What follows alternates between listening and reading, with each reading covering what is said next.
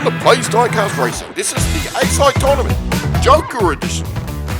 Tonight we have 14 cars that never made the main roster, going to be battling it out in the Joker battles. Our first driver to meet tonight is Waplor from Chaos Canyon.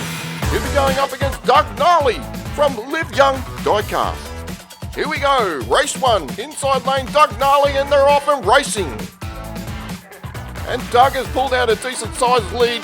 Here comes Loblaw down the back straight, playing braille with the back of his bumper, but Gnarly comes home for a victory and a fairly decent time be it. Quick look to the replay and you see Gnarly getting up on the edge of the track. Didn't catch that up in real time.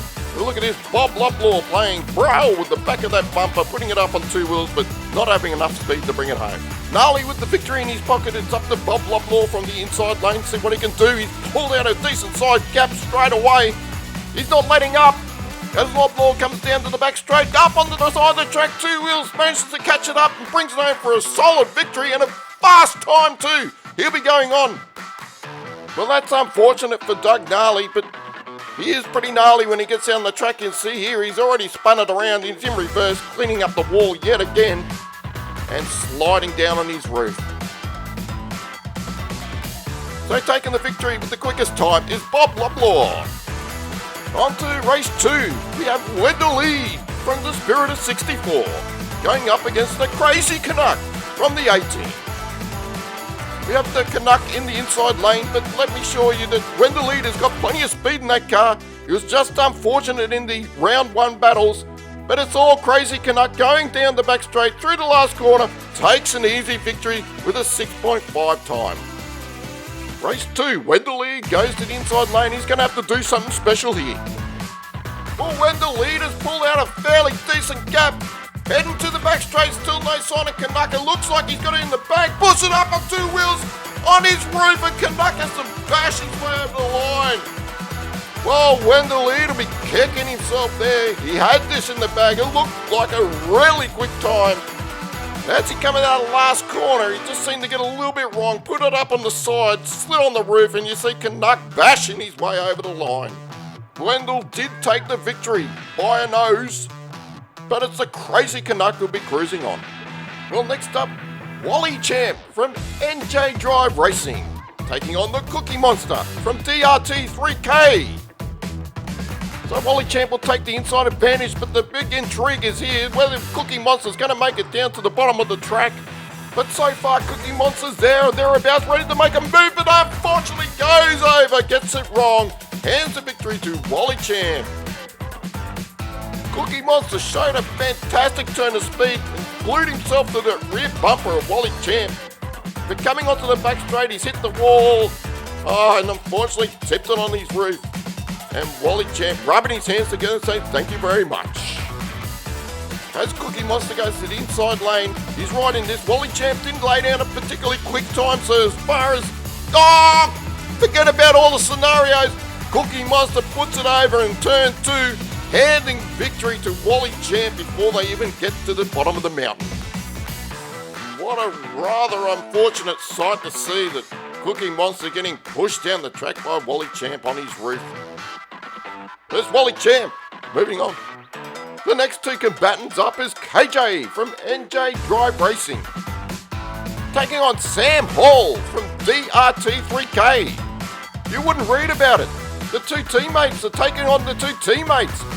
They're all random draws, but let's see what's going to happen. KJ in that skyline, sideways out that kink and gets it into the wall, tips it over and hands victory to Sam Hall.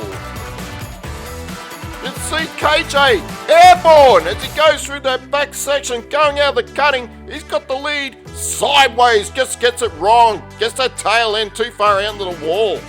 Sam Hall has to navigate him, but he does so successfully and takes it home, picks up a solid victory from the outside lane. Looking at that 17 car from Sam Hall, I'm not sure how he's past scrutineering. He can't even see the road, but as it's sliding down, and KJ goes for the inside move, doesn't come off. And it leaves Sam Hall to take it home with a really quick time too. Well, KJ put all his eggs in one basket here. He dived at it inside. When that didn't come off, that left the door open for Sam Hall. He'll be moving on. Our next two cars is Sia Slater from the Spirited 64, taking on Grumpy Cloud from Grumpy Cloud Racing. On the inside we have Sia Slater, after a decent enough start, Grumpy Cloud trying to close in. Hard work for that little short wheelbase car, and the pickup goes through the last corner, taking an easy victory with a really quick time too. Race 2, Grumpy Cloud with it all to do. They're away, and he's pulled out a fairly decent gap. Through the king, out of the cutting. Here comes the pickup, going on his bumper. Grumpy Cloud holds it together, sees the move, moves over, blocks in, but doesn't have it a quick enough time. Just watch the attitude on Sia Slater going through that corner. What a drift. That's a beautiful line coming out of that corner. Grumpy Cloud saw the move, moved over, blocked Sia Slater, but it wasn't good enough. Slater will move on.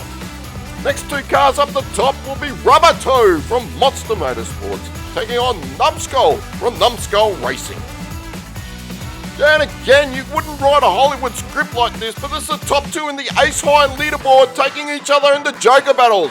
Roberto goes around the outside, barges Numbskull out of the road, manages to come down to the back straight on his wheels and takes the victory with a very slow time, but from the outside lane. Numbskull getting it sideways, either blocking or getting it wrong, but Roberto wasn't taking any of it. Pushes that little Lotus out of the road and manages to finish the race right side up. Roberto on the inside, absolutely eclipsing the side of that little Lotus. Seems to have taken lessons off Lala Ramirez and just dropped the hammer down the back straight. Numbskull not inside. It's all Roberto taking the victory, and we'll be moving on to the next round. Heading into our last battle of the night, we have Bad Man Brooklyn from AJ Diecast, taking on Thunder Mountain's very own Zara Barra. Let's not forget Zara Barra is in a completely stock production car, taking on Bad Man Brooklyn, which is a fast car but is very top heavy, lucky to make it to the end. And as Zara Barra bring it home with a fairly decent time. With Zara Barra being pushed down in the Joker position, losing a spot on the main roster, she lays down a fairly decent time, giving it to Bad Man Brooklyn everything to do for the next race. Bad Man Brooklyn, fantastic last run. Can he hold it all together? He's got the inside running. Got a decent enough turn of speed. Hitting to the back straight. Can he hold it all together? Here's the home straight. Yes, he does. And he takes it home with a fantastic time, moving on to the next round. So congratulations to these drivers. These are your winning drivers for tonight. They'll be taking the next step to try to get onto that Ace High roster. We're going to take these 7 cars and narrow them down to 4. We're going to do some time trials. And those final 4 are going to battle it out for 2 Joker cards. I hope you come and join us for the ride. But until next time, thanks for watching. See ya!